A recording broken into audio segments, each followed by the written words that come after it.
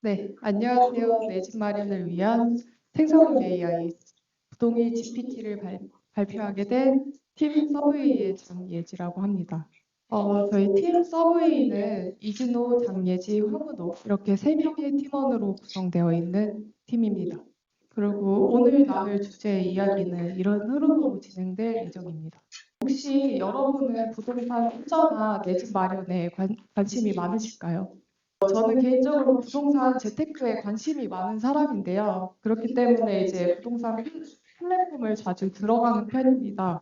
근데 부동산 어플을 이용하다 보면은 조금 한 가지 아쉬운 점이 있는데 저는 개인적으로 걷는 걸 좋아하기 때문에 이제 주변에 걷기 좋은 공원이 있는 아파트를 추천을 받고 싶어요. 근데 이제 검색창에 그 서울 금천구에 걷기 좋은 공원이 있는 아파트를 추천해줘라고 했을 때 이 부분에 대한 답변을 받을 수 없습니다. 그렇기 때문에 이런 정성적인 질문 그리고 개인적인 질문에 대해서 답변을 받을 수 있는 어플이 있다면은 편리하지 않을까라는 생각을 하게 되었고 만약에 이것이 실행이 가능하다면은 비즈니스적으로도 큰 이익을 가져올 수 있지 않을까 하는 생각으로 저희 이런 관점에서 저희는 이 프로젝트를 진행하게 되었습니다. 이미 텍스트랑 코딩 그리고 이미지 다양한 분야에서 생성 AI가 도입된 서비스가 배포가 되어 있는데요. 저희는 이렇게 사용자 입력에 새로운 출력을 생성하는 생성형 AI 생성형 AI의 기술을 활용하면 좋을 것 같다는 판단을 하였습니다. 시장에서도 된 AI가 앞으로도 지속적으로 발전할 예정이고, 네, 수요가 높아질 것을 보고 있고, 저희 대기업인 네이버나 그리고 삼성 SDS, LG CNS에서도 이 생성형 AI를 도입한 기업용 챗 GPT를 만들고자 하는 수요가 증가가 계속적으로 있는 상황입니다.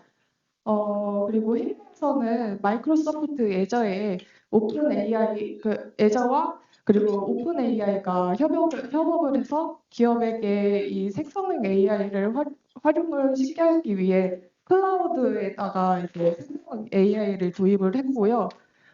이런 서비스로 인해서 기업들이 조금 더 편리하게 생성형 AI의 어플을 구축할 수 있는 상황이 되었습니다. 만약 그 젠 AI를 검색에 활용을 하게 되면 어떤 이점이 남을까요? 기존의 검색 엔진 서비스는 키워드를 검색해서 정보를 직접 찾아야 되는 불편함이 있었습니다. 근데 생성형 AI 서비스를 도입하게 되면은 자연어 처리 기술을 활용하기 때문에 사용자의 의도된 질문을 파악할 수 있고 그리고 이전에 질문한 내용에 대해서도 연관성 있는 답변을 할 수 있다는 장점이 있어서 그 사용자와 상호작용이 가능하다는 점에서 상당한 이점이 있습니다. 생성형 AI 열풍의 시초인 챗GPT에게 한국의 부동산에 대해서 물어본다면 잘 답변을 할 수 있을까요? 결과적으로 보면 안타깝게도 잘 답변을 하지 못합니다. 챗GPT가 정석적인 답변 그리고 개인적인 답변에도 잘 대답을 할 수 있는 모델임에도 불구하고 제가 이제 삼성전자 평택캠퍼스와 가까운 평택시의 아파트를 알려달라고 했을 때 대답을 하지 못하였는데요. 그 이유는 21년 9월까지 챗GPT가 학습을 하는 내용도 있지만은 세계적으로 널리 사용되고 있는 이 생성형 AI의 영어권 모델이 한국의 부동산 정보를 학습하기는 조금 무리가 있다는 판단이고 그러한 한계 때문에 답변을 하지 못하는 단점이 있습니다. 따라서 저희는 이 부동산 비즈니스의 생성형 AI를 활용하여 어떠한 이익을 가져다 줄 수 있지 않을까라는 질문에서 시작하여 부동산 청약 아파트 비즈니스에 특화된 그리고 사용자의 질문 의도에 빠르게 파악하고 원하는 답변을 할 수 있도록 기업용 AI를 구축하는 것을 목적으로 잡았습니다. 이것을 실행하기 위해서 저희는 애저 클라우드 GPT를 호스팅하였고요. 이러한 시스템을 파스 시스템을 활용을 했고 파스 시스템은 아시다시피 기존에 도입된 챗GPT와 같은 사스 서비스와 달리 저희만의 도메인에 특화된 데이터로 이제 커스터마이징 가능하다는 장점이 있습니다. 다음은 데이터 수집인데요. 저희 데이터는 이제 청약홈 홈페이지에서 수집을 해왔고, 지역은 서울, 경기, 인천에 한정되어 수도권을 한정을 하였습니다. 그리고 청약 시점은 2020년부터 2023년 9월, 입주 예정일은 20년부터 27년까지 광범위하게 잡았고요. 그리고 총 아파트는 548개로 부족한 부분에 대해서는 아파트 분양 홈페이지와 그리고 부동산 중개 플랫폼을 보완하여 참고하여 보완하였습니다. 저희는 이런 데이터를 수집하였는데요. 분양 아파트 기본 정보에 대한 데이터와 그리고 그 아파트 주변의 방역 데이터를 구하였고, 그리고 광역 기초 단위의 업종수 그리고 총 인구수를 구하였습니다. 간단하게 몇 가지 데이터를 살펴보면은 전문적인 부동산 용어만 몇 가지 말씀드리면, 그 건폐율 같은 경우에는 건물이 차지하는 면적에 대한 부분이고요. 용적률에 대한 부분은 이제 건물을 얼마나 높게 지을 수 있는가에 대한 부분. 그리고 전용률은 공급 면적에서 이제 사용자가 활용할 수 있는 전용 면적의 비율을 나타냅니다. 그리고 이제 아파트 주변의 반경 데이터는 위경도를 기준으로 직선거리를 계산하여 병원과 공원, 그리고 통학 가능한 초등학교 거리, 그리고 가까운 지하철 거리를 구하였습니다. 그리고 광역 기초 단위의 그 단위로 이제 분양가 상한제 그리고 투기 과열 지구가 적용되었는지 여부는 2023년 1월 5일 기준으로 개정 전후를 구분하여 4개의 컬럼으로 적용 지역 여부를 구분하였습니다. GPT를 호스팅하는 과정과 그 모델을 배포하는 과정에 대해서 간단히 언급드리면, 저희는 애저 오픈AI의 서비스를 이용을 하였고요. 이 서비스를 이용하기 위해서는 마이크로소프트 애저 계정이 있어야 되는데, 이 계정을 먼저 생성을 하고 권한을 애저 오픈AI 서비스 권한을 신청을 해야 됩니다. 페이지에 들어가서 몇 가지 질문에 대답을 하고 제출을 하면은 24시간 이내에 사용 권한을 승인받게 됩니다. 그리고 작업을 수행하기 위해서 몇 가지 개발 스택들을 다운받아야 되는데요. 지금 언급되지 않은 부분에 대해서만 말씀드리면 NVM 시스템 다운받고 그리고 C++도 같이 다운받아야 되더라고요. 애저 설명서에 첨부된 이제 데모 코드를 받아와서 저희는 활용을 하였습니다. 다운받은 파워쉘 창에서 이제 수행을 하였는데요. 애저 계정에 로그인 하면은 이제 이닛할 수 있게 초기 모델을 구성을 할 수 있는데요. 그 초기 모델을 구성을 해놓고 이제 경로에 들어가 있는 폴더 내에서 이러한 작업을 할 수 있는데, 저희가 앞서 수집한 부동산 데이터는 이제 PDF로 구성을 하였습니다. 그 데이터를 이제 데이터라는 폴더에 넣어서 교체하는 과정을 거쳤고, 아래와 같은 그 과정도 추가적으로 진행을 하였습니다. 그리고 이렇게 세팅이 끝난 후에는 그 업을 하는데요. 애즈업 하게 되면 이제 구독을 선택할 수 있고 지역을 선택할 수 있는데, 그 지역은 이스트 US 미국 동부로 지정을 해줘야 합니다. 업을 한 후에는 이제 애즈업 포털 사이트에 이제 리소스가 배포가 되게 되는데요. 배포된 후에는 마지막 엔드포인트를 통해서 배포된 웹앱으로 들어가실 수 있습니다. 그러면 이제 다음은 그 배포된 웹앱을 활용해서 프롬프트 엔지니어링한 과정을 설명드리도록 하겠습니다. 프롬프트 엔지니어링 담당한 황은옥입니다. 프롬프트 엔지니어링이라는 용어를 오늘 처음 들어보셨어도 챗GPT에 원하는 결과를 얻기 위해서 자연어로 뭔가 입력해 보신 경험 있으시죠? 그런데 그 방식이 항상 달라지다 보니까 그 답변 또한 달라지는 걸 경험해 보셨을 겁니다. 그래서 저희가 원하는 데이터와 원하는 답변을 얻기 위해서 프롬프트를 약간 조정하는 작업, 그러니까 말을 다르게 하는 방법을 프롬프트 엔지니어링이라고 할 수 있습니다. 프롬프트 엔지니어링의 중요성을 확인할 수 있는 것이 옆에 오른쪽에 프롬프트 마켓이 등장인데요.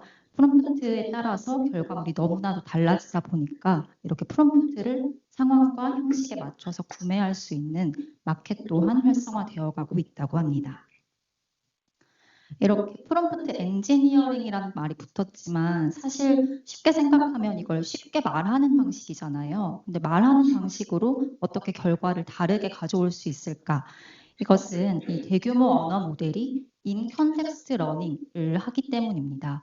인 컨텍스트 러닝이란 이 프롬프트 내에 맥락을 대규모 언어 모델이 포착을 해서 이 맥락에 따라서 모델을 이해하고 사용자가 뭘 원하는구나라고 알아차려서 답변을 생성하는 것을 말하는데요. 방금 그 예지님께서 보여주셨던 그 과정을 통해서 구축된 모델에 제가 나 기분이 슬프다 이런 말을 입력을 해요. 그러면 저희가 감정이나 정서에 관한 질문을 하지 않았음에도 불구하고 슬픈 기분이시군요. 기분이 좋아지도록 한번 도와드릴게요. 저는 부동산과 아파트 정보를 검색하는 데 도움이 될 수 있습니다. 라는 답변을 이렇게 생성하는 걸 볼 수 있습니다. 그래서 프롬프트에 충분히 많은 맥락을 부여하는 것이 프롬프트 엔지니어링의 어떤 핵심 중 하나라고 생각하시면 되고요. 옆에 오른쪽에 제로샷 러닝, 원샷 러닝, 표샷 러닝은 이 맥락을 이해할 수 있도록 사례들을 들어주는 방식을 의미합니다. 제로샷 러닝은 아무런 사례 없이, 예시 없이 입력을 하는 거예요. 그렇다면 당연히 파악할 수 있는 문맥이 줄어들기 때문에 답변이 좋지 않겠죠. 근데 사례를 한 가지 추가하는 것만으로도 훨씬 결과물이 좋아지고 여러 가지 사례를 들어줄 때 이 성능이 훨씬 더 좋아진다는 것을 확인할 수 있습니다. 이렇게 인컨텍스트 러닝만 알고 프롬프트 엔지니어링을 챗GPT에서 적용해 보실 수 있어요. 그런데 저희의 모델에서 저희가 넘어야 했던 큰 산이 있습니다. 저희는 생성 AI의 그 검색 기반 생성 서비스가 덧붙여진 결합된 서비스였습니다. 이 애저 GPT의 특징이라고 할 수 있는데요. 말이 조금 어렵지만 어떻게 이해를 하시면 되냐면 저희가 아까 그 데모 버전에서 샘플 코드를 받아서 데이터를 교체하신 거 기억하시나요? 그 데이터를 원래 들어있던 데이터에서 우리가 부동산으로 취합한 데이터로 바꾼 것이거든요. 그럼 그 데이터 안에서 이 GPT가 검색을 해서 저희가 어떤 요청을 했을 때 그럼 이런 내용이 있는지 PDF에서 검색을 한 다음에 그걸 다시 가져와서 저희에게 설명을 해주는 거예요. 그래서 그 챗GPT 보시면 할루시네이션이라고 아예 없는 사실이 아닌 정보를 사실인 것처럼 말하는 경우 있었잖아요. 근데 여기서는 저희가 넣은 PDF 범위 안에서만 대답을 하기 때문에 할루시네이션의 현상은 굉장히 줄어들게 됩니다. 그런데 문제는 이 검색이 용이하도록 PDF를 만들어야 한다는 것이었어요.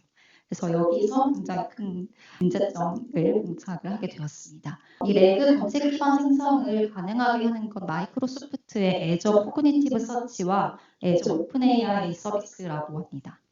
그래서 PDF를 어떻게 넣을 것인가 여러 실험을 거쳤습니다. 이건 5가지 초기 형식의 데이터였습니다. 처음에 저희가 수집한 데이터를 당연히 CSV 파일로 가지고 있었겠죠. 그래서 그 표 형식을 그대로 넣고 그 위에 컬럼 설명을 좀 덧붙여서 넣어봤더니 읽지를 못했어요. 당연히 읽지를 못했고 두 번째로 간마다 그러면 컬럼명을 추가해볼까? 그래서 리스트로 만들어볼까? 이렇게 했을 때에도 토큰 제한이 너무 걸려서 그 검색을 할 수 없는 방식이었다는 것이 밝혀졌습니다. 그리고 제이슨 형식과 한국어 자연어 텍스트를 넣거나 거기에 표를 넣거나 했을 때에도 문제점이 발생했어요. 저희가 파악한 바로는 PDF 안에 표가 있으면 그 정보를 읽지 못했고요. 또 한국어의 경우 토큰 수가 너무 많아지기 때문에 이걸 영어로 바꿔서 번역을 해서 넣자라는 결정을 하게 되었습니다. 그리고 이 결정하는 데에는 그 데모에 들어있던 샘플 데이터가 큰 도움이 되었습니다. 이 데이터는 지금 제목은 잘 보이지 않으시겠지만 롤스윈드 플러스라는 디테일에 대한 설명이 들어있는 것이에요. 그런데 제가 뭘 검색했냐 하면은 롤스윈드 플러스라는 키워드를 검색해 보았어요. 그랬더니 지금 문장과 단락마다 이 키워드가 다 들어가 있는 게 확인되시죠? 그래서 이게 어떤 방식으로 PDF가 잘리더라도 핵심 키워드가 그 단락이나 문장 안에 꼭 포함되어야 한다는 것을 발견할 수 있었고 또 저희가 여기에는 포함하지 않았지만 개조식으로 데이터를 작성했을 때보다 문장을 그대로 썼을 때 훨씬 더 좋은 검색 결과를 가져온다는 것을 확인할 수 있었습니다. 그래서 최종적으로 데이터를 보여드리면 제일 위에 지금 광명 호반스터리 그랜드 에비뉴라는 아파트예요. 그 아파트에 관련한 정보를 저희가 적어두었는데 저희가 그 수집했던 데이터를 일일이 다 한 문장으로 다 적어두었죠. 그리고 아파트 이름을 문장마다 들어갈 수 있게 했습니다.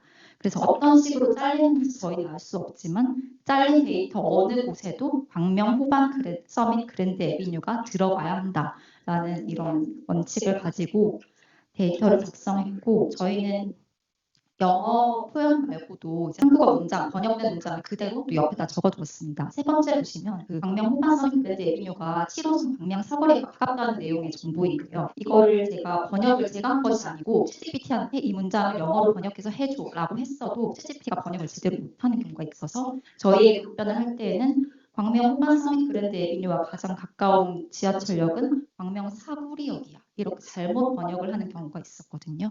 그래서 그걸 방지하기 위해서 한국어로 다 넣었습니다. 그리고 데이터의 층위를 이해하지 못한다는 것도 가장 큰 문제 중에 하나였는데요. 제일 마지막 문장이 보이실지 모르겠지만 아래는 이 39제곱미터와 관련한 특정한 인포메이션이 들어가 있다라는 것을 지시해 주었습니다. 그래서 이런 파일들을 아파트마다 만들어서 이제 데이터를 넣은 것이고요. 그럼 이 데이터는 이제 충분히 만들어졌으니까 프롬프트 엔지니어링을 해봐야겠죠. 프롬프트 엔지니어링과 관련한 서적이나 문서들을 보시면 공통적으로 가지고 있는 내용들이 있습니다. 그래서 그걸 제가 반복적으로 또 말하는 건 무리일 것 같고 제가 여기서 경험한 바로만 이제 얘기를 드리려면 이렇게 5가지 정도로 정리를 할 수 있겠다라고 정리를 해보았습니다. 그리고 이제 첫 번째부터 보시면 구체적이고 명확한 목적인 프롬프트를 쓰자라는 원칙입니다.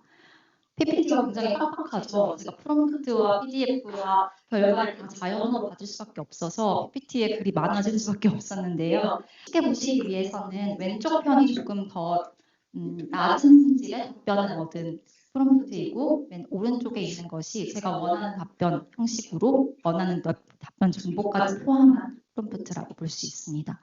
여기서 그냥 당연히 비교를 하실 수 있듯이 첫 번째라는 거를 제가 적어줬고 두 번째도 적어줬고 뭐 이름 외의 정보는 포함하지 말아달라라고 구체적으로 명시를 해뒀어요. 이렇게 하니까 저희가 원하는 정보를 얻을 수 있었습니다. 이것 또한 마찬가지고요. 이건 목적을 조금 더 부각한 것인데 광명시 아파트 중에서 7호선 역세권 알려줘라고 말하면 말은 좀 근데 제대로 된 답변이라고 할 수 없는 것이 이게 전부인가? 라는 생각이 들 수 있거든요. 근데 두 번째에서 난 지하철 7호선을 이용해야 통근이 편하거든? 7호선 한번 말해줄래? 라고 하면은 두 가지 똑같이 들지만 다른 아파트들은 7호선이랑 떨어져 있나? 도보로 이동하기엔 조금 시간이 걸려라는 답변까지 포함을 해서 말해주게 됩니다. 이거 챗GPT에서도 당연히 아셨을 텐데 한국어보다는 영어로 질문하는 것이 훨씬 더 좋은 답변을 얻게 됩니다. 똑같은 내용인데 제가 그냥 챗GPT한테 이거 영어로 한번 번역해 줄래? 라고 했더니 훨씬 더 괜찮은 정보들을 상세하게 말하는 것을 확인하실 수 있습니다. 맥락과 관련된 이야기인데요. 일관된 주제에 대해서 대화를 하라는 거예요. 챗GPT에서도 어떤 것에 대해서 계속 얘기를 하다가 갑작스럽게 화제 전환을 하면 답변을 잘 못하는 경우를 발견하실 수 있습니다. 그때는 이제 새 창을 열어서 그에 대한 이야기를 시작해야 하죠. 그래서 부정의에서도 마찬가지로 일관된 주제에 대해서 이야기를 해야 하고 또 GPT가 제가 피드백을 줬을 때 꽤 잘 알아들어요. 이게 어떻게 틀렸다고 얘기를 하는구나 라고 알아듣기 때문에 첫 번째에서 제가 동탄 UCT 금강 펜타리움 이거에 대한 평형 타입 알려줄래 했더니 4가지밖에 얘기를 안 했어요. 근데 저는 100제곱미터가 4가지 타입이 있고 다른 게 6개가 있다는 걸 알거든요. 그래서 2개 얘기하지 않았지 않아? 이렇게 얘기를 하니까 맞다. 다른 정보가 있었다 라고 얘기를 하는 것을 발견할 수 있었습니다. 이건 조금 긴 슬라이드가 될 건데요. 제가 그 퓨전 러닝 한번 해보고 싶어서 그 왼쪽 편의 질문을 가지고 이걸 시작했어요. 이 프롬프트에 저희 주택시장에서 국민평형이 전용 면적 84제곱미터를 의미하는 거 알고 계시나요?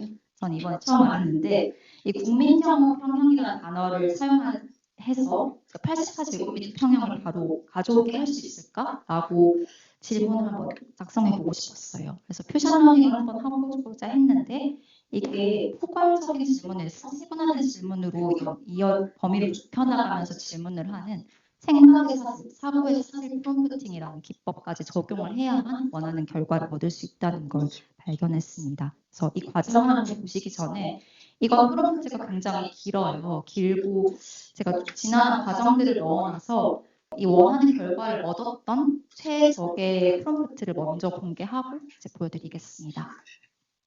이것이 제가 원했던 답변을 얻을 수 있었던 프롬프트인데요. 제일 처음에는 국민평형이 일반적으로 우리가 그냥 관용적으로 사용하는 용어다라는 것을 적어주었습니다. 그리고 공단 중흥 센트럴 대교라는 특정 아파트에 국민평형 있어? 라고 물어보고 답변에서 84제곱미터 있어 이런 답변을 받았고요. 그럼 그거에 대해 알려줘라고 얘기를 해서 이제 A 타입과 B 타입에 대해서 얘기를 들은 거죠. 그걸 바탕으로 이제 질문, 광명 프로시오 프레너 국민평형 있어? 라고 물었을 때 얘가 국민평형이라는 말을 듣고 광명 프로시오 프레너에 84제곱미터 있어 라고 답변을 하기를 원한 거예요. 처음에 넣었던 것은 무엇입니다. 아까 사례가 표샷러닝이라고 했잖아요. 그래서 표샷러닝을 통해서 두 가지 사례를 넣어봤어요. A 아파트의 국민평형 알려줘 라고 했더니 84제곱미터 얘기했죠. B 아파트도 얘기했어요. 질문 3에서 그럼 얘도 말하겠다 라고 생각을 했더니 답변이 어떻게 나왔냐면 84 이외에도 평형 74 타입을 얘기를 하거나 국민평형 정보가 제공되지 않았다는 틀린 대답을 한 걸 발견할 수 있었습니다.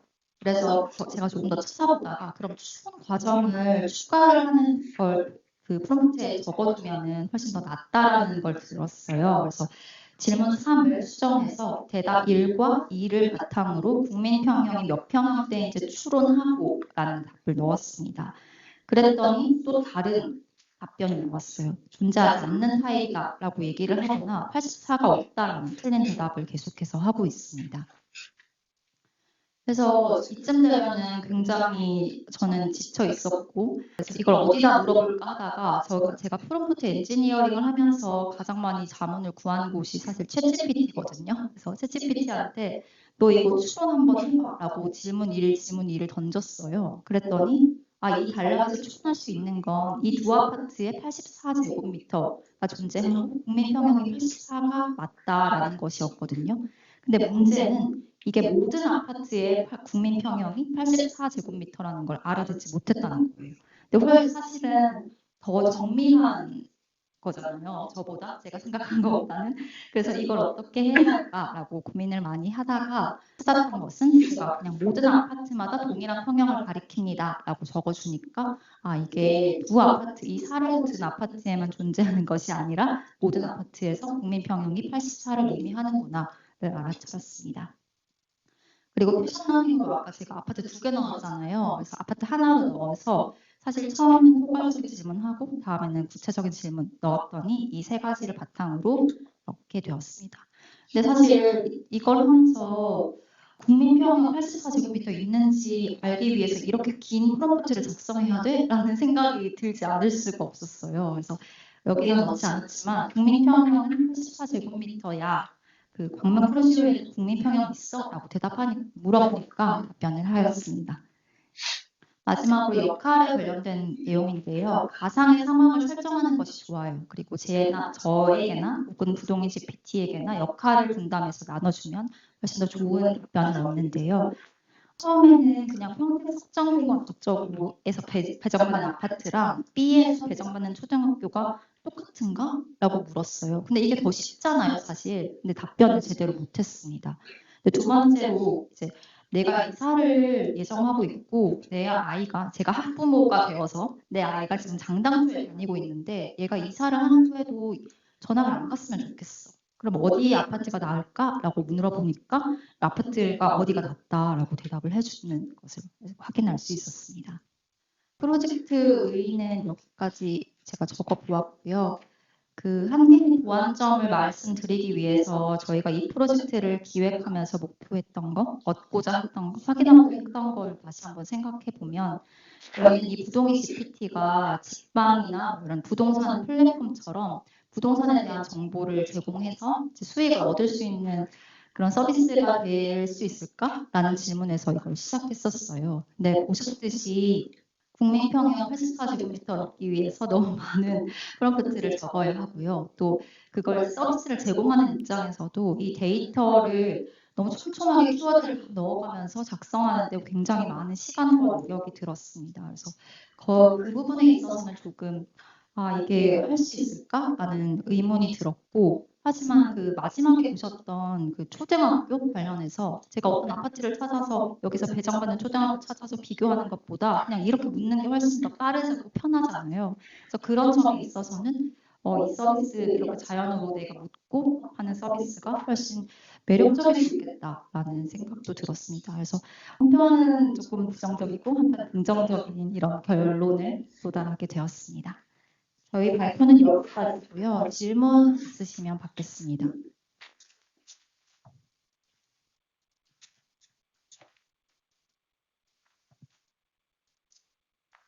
네, 몇 분께서 질문 주셨는데요. 지금 저희가 시간 관계상 질문 딱 하나만 받으려고 합니다.